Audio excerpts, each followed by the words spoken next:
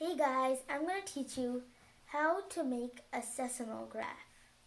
A seismograph is an instrument scientists use to measure how big or small earthquakes are. We're going to teach you how to make a homemade one like this. Let's show you how it works. First, I'll need a helper. Hey, I'm helper. Yep. So you position the pen right here and you start shaking the box. Ready? Yes. Good. So as you see, the pen made a line on here. This is how violently the box was shaking, so the pen shook too because it's connected to the box with the string. So this is how scientists use to measure. This is how scientists measure earthquakes. So they use a different kind of thing where it's straight lines, but this is our version of it. We'll teach you how to make it right now. So the materials you need are a roll of tape, a pair of scissors, a plastic or paper cup that's easy to cut, a couple strips of paper, some string or yarn, and a marker or pen, preferably felt tip. We'll teach you how to make it right now. And of course, to make the seismograph correctly, we'll need a shoebox.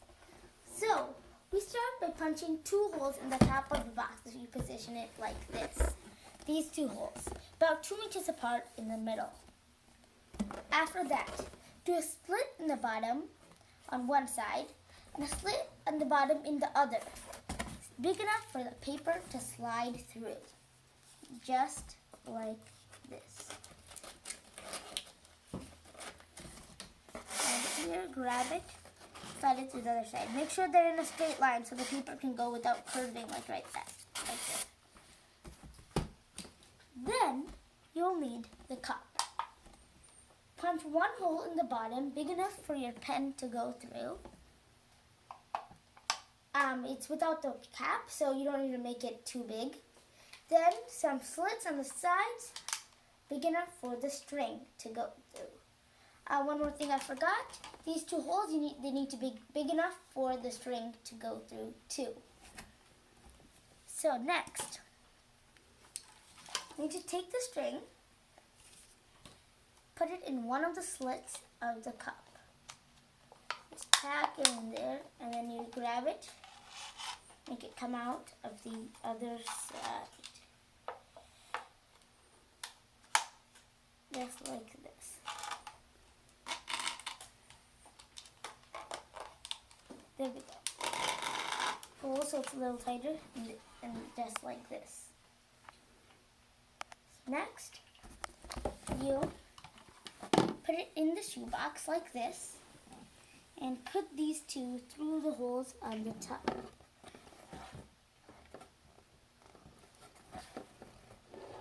Maybe a little hard. If I need to, I can make the holes a little bigger.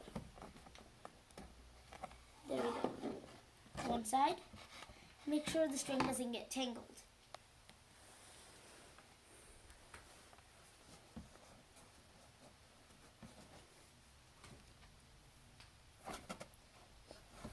And now the other side.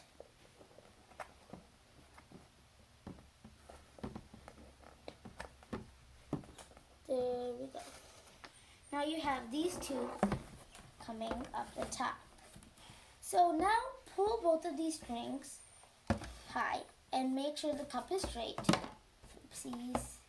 There. So then pull it high enough so that this is just a little off the ground, big enough for the pen to reach the level of the slit. So if the slit holes are right here, you want it to just go a little above that so the pen can reach the paper that's going to be at the slit holes. It's okay if it falls out. Then tie the top. See, it's coming a little too high there. We don't want that to happen. If you need it for the cutting and knotting, take adult's help. Then you basically have it. just get it up a little so it's at level. If you need to, you can tape it there, but I don't think that you don't need to here. So we're going to tape it to make it stay like this so it doesn't hit the ground while you're using it. We're using this strong duct tape. You can use whatever you'd like.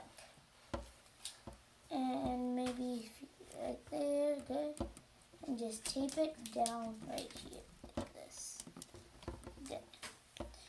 It's okay if it tips to the side for now. Then take your marker, once again preferably felt tip, and just poke it down through the hole, like that. Good. Then you can actually get ready to start using it. So you put the paper through once again. We'll try this side. It's a little bigger for it to start coming through. It's easier to pull this through. There we go. Then you've got it like that.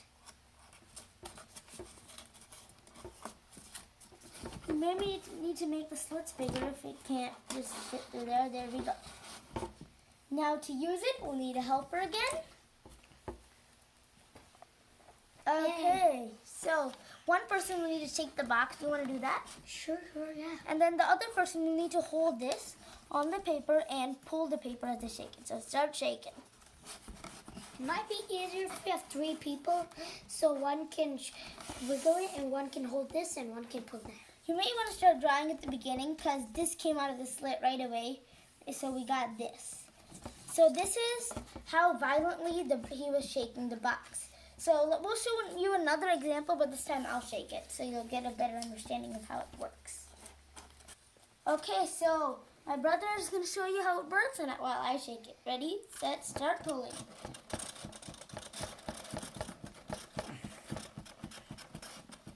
Getting good reading?